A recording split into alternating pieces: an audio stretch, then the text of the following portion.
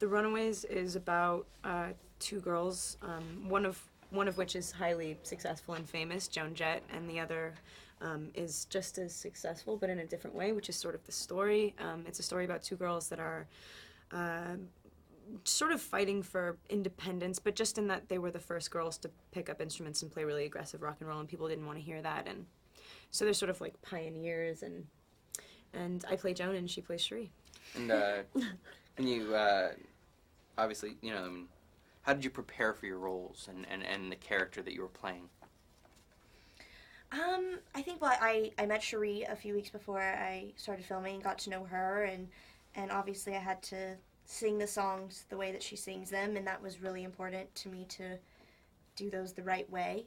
And yeah, I mean, I think that the most important part was just like getting to know the person that you're playing, because that's really when you have that opportunity to really know the person that you're playing, that's like really important to capitalize on that, I feel like. Mm-hmm. They were on set, weren't they?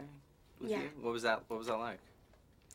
It was good. It felt like it needed to be that way because it would have been just a much more superficial telling of the story had we just looked at everything that any fan could, because they told us stuff that they wouldn't tell anybody, and not that that needs to be in the movie, but we sort of have to know it to be able to play who they are, essentially. And they were so open and wonderful, and they became really close to us, and it was like really great. Was there anything specific that drew you to the project, made you want to really be a part of this film?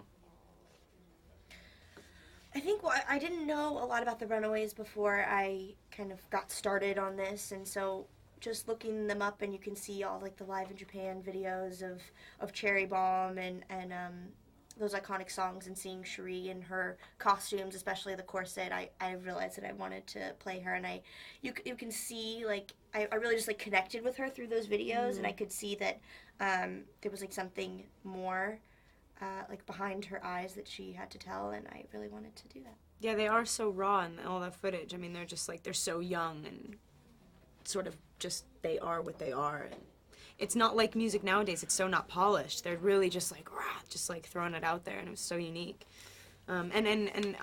People our age really don't know about the Runaways, so that was a huge draw to sort of like show people that. And also, it's a really unique relationship. Like, you have these two really badass like girls, but at the same time, they're so like sort of overtly sensitive, and that comes through the music. I mean, like, the only reason the music is good and it's not just like hard, like, you know, it's because they're really delicate little things with a lot of armor on. Wonderful. Now, I mean, you were talking about the difference between being able to play something that was done in the 70s. What was it like sort of being able to be in this period piece? A little different from something you've been in, working in that time frame and getting yourself into that mode. How did you feel about that? I haven't done very many. So No, me either. I think I've done like 2 movies that have taken place in like the early 80s, and that's less. It's definitely a different time, but it's less nostalgic for me for some reason. I don't know. Like, I'm nostalgic for a time that I never like lived in the 70s for some reason, just maybe because of the music and sort of what was just going on. It just had the feel of it. Things were changing. It was a exciting time. So.